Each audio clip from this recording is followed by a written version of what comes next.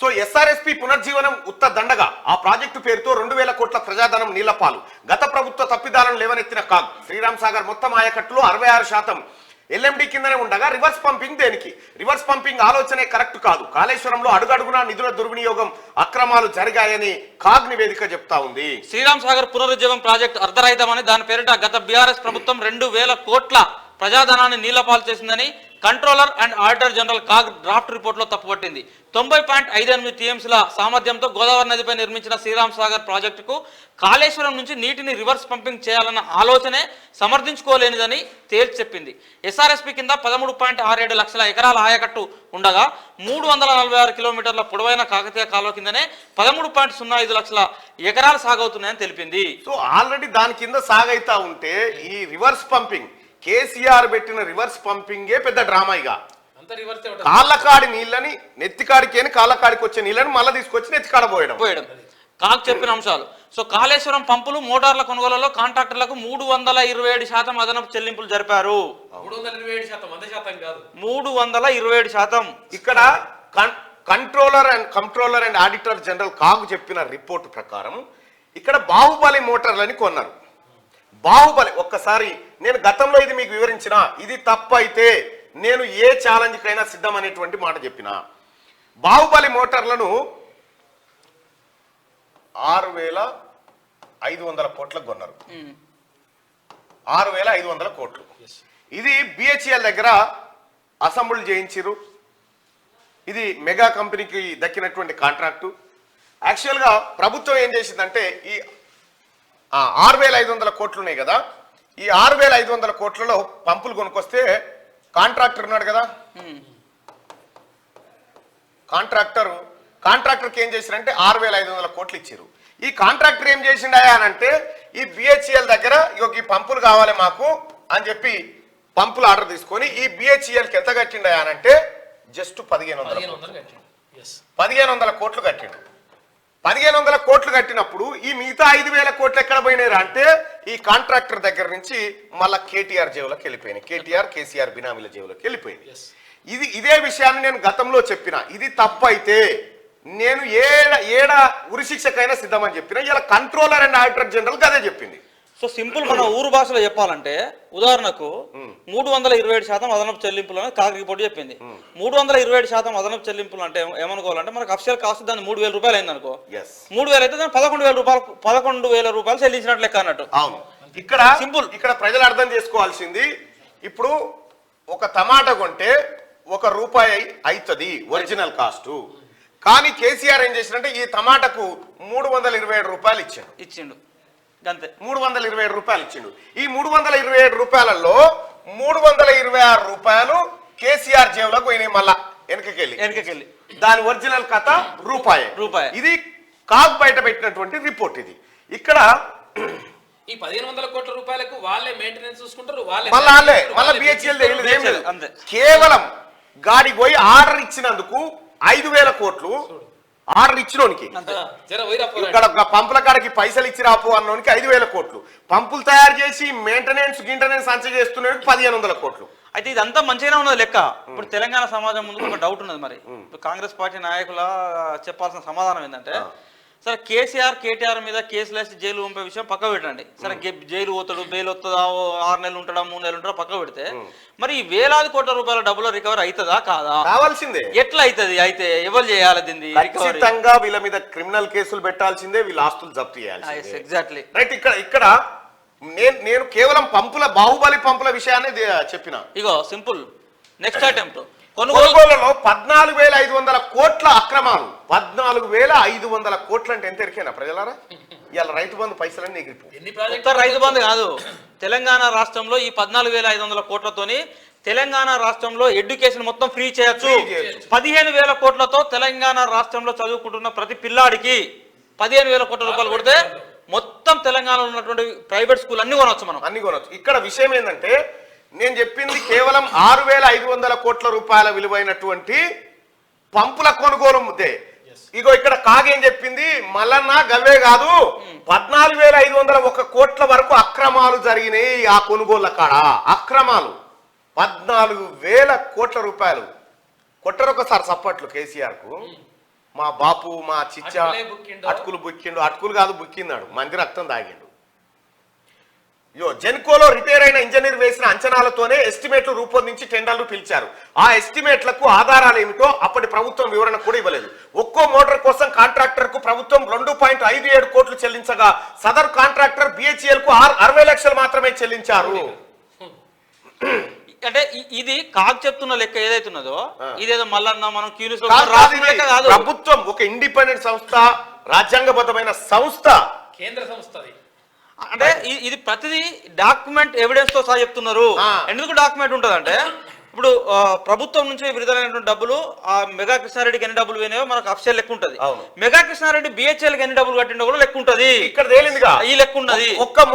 ఒక్కొక్క మోటార్ కొనమని 2.5 కోట్ల రూపాయలు ఇస్తే అందులో 1/2 కోటి మాత్రమే బిహెచ్ఎల్ కి ఇచ్చి మిగతా 2 కోట్లు జేబులేసుకుంది.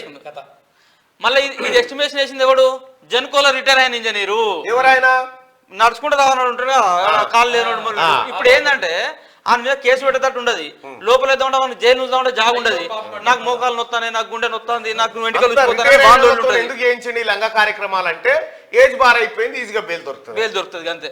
రైట్గా ఇక్కడ ప్రాణహిత ప్రాజెక్టును కాళేశ్వరం పేరుతో రీఇంజనీరింగ్ చేయడం ద్వారా 767.67 కోట్లు వేస్ట్ చేశారు కేవలం రీడిజైన్ కే. 767 కోట్లు. ఇక కొండపోచమ్మ సాగర్ కోసం 74.07 కోట్లతో గ్రావిటీ కెనాల్ తవ్వగా ఆ కెనాల్ మల్లన్న సాగర్ లో మునిగిపోయింది. ఫలితంగా 74.07 కోట్లు కూడా వృధా అయ్యాయి. నీళ్లు పాలు, కేసీఆర్ పాలు. సుందిల్లా అన్నారం మేడిగడ్డ బ్యారేజీల్లో వరదకు సీసీ బ్లాక్లు ఇతర నిర్మాణాలు కొట్టుకపోయి 189.93 కోట్ల నష్టం వాటిల్లింది. వాటి రిపేర్లకు మళ్ళీ 476 కోట్లు ఖర్చు చేశారు. పంపులు మునిగితే చూడ ఈ లెక్క ఎంత మంచిగున్నదో. నష్టం వాటిల్లింది 189 కోట్లేనట. రిపేర్ చేసినప్పుడు మళ్ళీ 470 కోట్లు అయిందట. నష్టం ఎంత వచ్చిందా అంటే 180.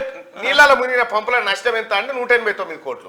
వీటిని బాగా చేస్తానికి ఎంత ఖర్చు పెట్టారు అంటే 476 కోట్లు ఖర్చు పెట్టారు.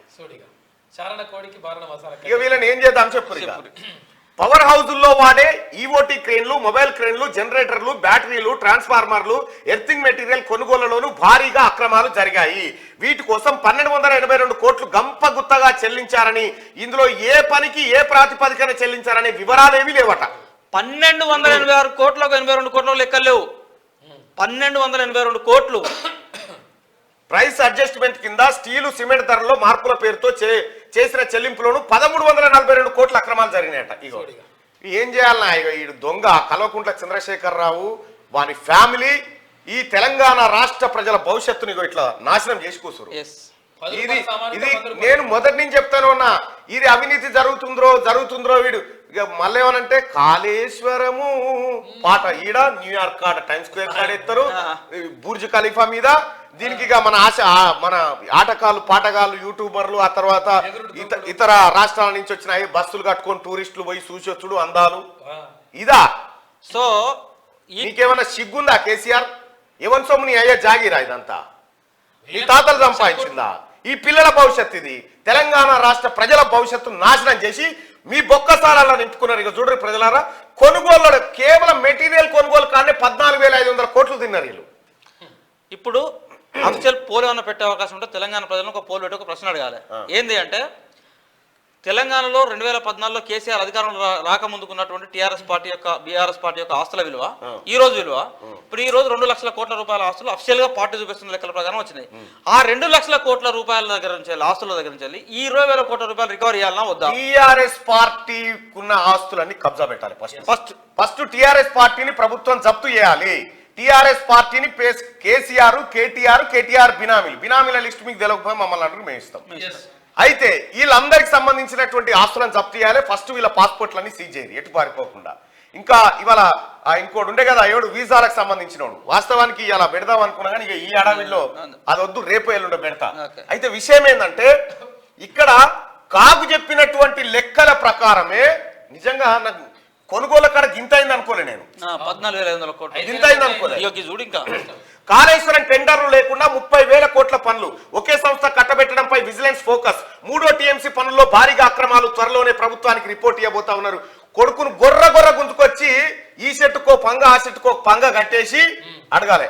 అడుగుడు కాదు దొంగనా కొడుకులు వీళ్ళంతా. నేనేమంటున్నా అంటే సమాజం, తెలంగాణ సమాజం కూడా ఆలోచించాల్సిన విషయం. మీ ఏంది కటింగ్ ఇక్కడ తెలంగాణ సమాజం కూడా ఆలోచించవలసిన విషయం ఉన్నది. ఆలోచించాల్సిన విషయం ఏంటంటే అటుపెట్టు కెమెరా ఉందా? సో తెలంగాణ సమాజం కూడా ఆలోచించాల్సిన విషయం ఏంటంటే నిజంగా సమాజంలో ఎవరైనా ఒక్కరికో ఇద్దరికో వ్యక్తులకు నష్టం చేసినటువంటి వాళ్ళను వెంటనే తీసుకురావాలి, వాడికి అన్యాయం చేసిండు, నష్టం చేసిండు, వీని ఎన్కౌంటర్ చేయాలి, నడి రోడ్డు మీద కాల్ చంపాలని చెప్పేసి ఆందోళన చేసే సమాజం ఇలా లక్షలాది మంది విద్యార్థుల జీవితాలతోని తీసుకో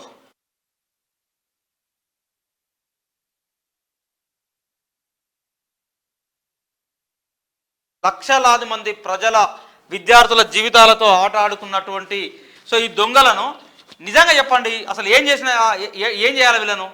చట్ట పరిధిలో శిక్షించేటువంటి తప్పేనా ఇది చేసింది ఈ 1,00,000 కోట్ల రూపాయల కుంభకోణం? ఇలా లక్షలాది మంది విద్యార్థుల యొక్క జీవితాలతో ఆట ఆడుకున్నది వీళ్ళు కాదా? ఇలా వేలాది మంది నిరుపేదలతో ఆట ఆడుకున్నది వీళ్ళు కాదా? ఇలా వందలాది మంది రైతులు ఆత్మహత్యలు చేసుకుంటే ఆ పాపం వీళ్ళది కాదా? సో ఇంతమందిని మింగినప్పుడు ఆ రాజ్యాన్ని ఏలినటువంటి రాజును ఎందుకు బహిరంగంగా ప్రజల మధ్య వాళ్ళు శిక్షించకూడదు? ఎందుకు ఆ కఠినమైనటువంటి చట్టాలు ఈ దేశంలో రాకూడదు? ఈ 1,00,000 కోట్ల రూపాయల ఆస్తులు ఈ పార్టీలకు ఎక్కడి నుంచి వచ్చినాయి? వీళ్ళు చెమటలు పడిచి నాగలు దున్ని వలపడ దాపడ దున్ని నేను పెద్ద రైతును వ్యవసాయం చేస్తానంటే 1,00,000 కోట్ల రూపాయల ఆస్తులు జమ అయినాయి. వీళ్ళకు 100 ఎకరాలలో ఫామ్ హౌస్లలో పంటలు పండితే 1,00,000 కోట్ల ఆస్తులు వచ్చినాయా? 2,00,000 కోట్లు ఇలా బీఆర్ఎస్ పార్టీకి సంబంధించి అఫ్షియల్గా చూపెడుతున్న లెక్కలలో వచ్చినటువంటి ఆస్తులు. ఈ 2,00,000 కోట్ల రూపాయల సంపద ఈ కాళేశ్వరంలోకి వెళ్ళి దోచుకునే వాళ్ళకి 1,00,000 కోట్లు పోలే. ఇలా పేద ప్రజల భూములు గుంజుకొని పేదోళ్ళకి అన్యాయం చేసి ఇలా హైదరాబాద్లో ఉన్న ప్రభుత్వ భూములు గుంజుకున్నాయి 1,00,000 కోట్లు తిన్నారు. ఈ 2,00,000 కోట్ల రూపాయలు మీ సొమ్మే కదా, మన సొమ్మే కదా, ప్రజల సొమ్మే కదా. దీన్ని ఎందుకు రికవర్ చేయదు? ఆ పార్టీ యొక్క రిజిస్ట్రేషన్ మొత్తానికి పూర్తిగా వీళ్ళు చేసినటువంటి ఈ కుంభకోణాలకు ప్రతిగా పార్టీ యొక్క రిజిస్ట్రేషన్ క్యాన్సిల్ చేసి దేశంలో వీళ్ళని ఎన్నికల్లో పోటీ చేయకుండా బహిరంగంగా ప్రజల మధ్యలో శిక్షించేటువంటి ఒక చట్టాలు ఈ దేశంలో రావాల్సినటువంటి అవసరం ఉన్నదా లేదా? తెలంగాణ సమాజం వాళ్ళందరి ఆస్తులు కూడా జప్తు చేయాలి. అరే ఎంతనా ఇప్పుడు దాన్ని ఏమంటారు? సోనియా గాంధీ, రాహుల్ గాంధీ సంబంధించి వాళ్ళు మొన్న ఈ మధ్యలో ఈడీ విజిలెన్స్ హెరాల్డ్ కేసులు ఎన్ని 50 కోట్లు, 30 కోట్లు, 20 కోట్లు సోనియా గాంధీ రావాలి, రాహుల్ గాంధీ రావాలి. దయచేసి ముఖ్యమంత్రి గారికి లేకపోతే ఈ రాష్ట్ర ప్రజలకు తెలియజేస్తా ఉన్నాం, ఈ టిఆర్ఎస్ పార్టీని ఫస్ట్ కేసీఆర్ కుటుంబం ఆస్తులు జప్తు చేయాలి, బీఆర్ఎస్ పార్టీని జప్తు చేసుకోవాలి, ఎలక్షన్ కమిషన్ కూడా దృష్టి పెట్టాలి. ఈ దొంగలు ఎక్కడ మళ్ళీ పోటీ చేయకుండా వీళ్ళ ఆస్తులన్నీ జప్తు చేయాలి. తెలంగాణ రాష్ట్ర ప్రజలు ఇగో మన సంపద అంతా ఎటుపోయిందంటే ఇగో ఇటుపోయింది. ఎటుపోయినాయిరా పైసలు, ఏమైపోయినారా అంటే ఇగో ఇటుపోయినాయి. ఇవాళ రైతు బంధు ఎత్తలేడు రేవంత్ రెడ్డి. ఎత్తలేడు రేవంత్ రెడ్డి గారు. ఏమంటే చెప్పు తీసుకొని కొడతా ఇంకేవడన్నా మళ్ళా మాట అంటే దొంగన కొడుకులారా. ఈడు కలవకుంట్ల చంద్రశేఖరరావు అనే దొంగ ఎత్తుకపోయింది ఈ మాట. ఈ పైసలన్నీ వాళ్ళ కుటుంబం తిన్నది ఇదంతా. ఇవి కాదా కాకు బయట పెడుతున్న లెక్కలు. నమస్తే తెలంగాణ పేపర్లు ఉంటుందిరా ఈ వార్త. ఏది ఇంకా యాసంగి ఎండుడేనట, తగ్గిన పేదరికము. ఇగో ఇదా ఉందా? విద్యుత్ ఛార్జీలు ఏడా పెంచారు? మరి పెంచినట్టు ఆల్రెడీ చెప్తా ఉండదు. కరెంట్ ఛార్జీల పెంపై డిస్కంలకు కేంద్రం అనుమతి అయితే ఉందా? మరి ఎక్కడుంది వార్త? ఇవాళ చెప్తారా మరి ఎవడన్నా?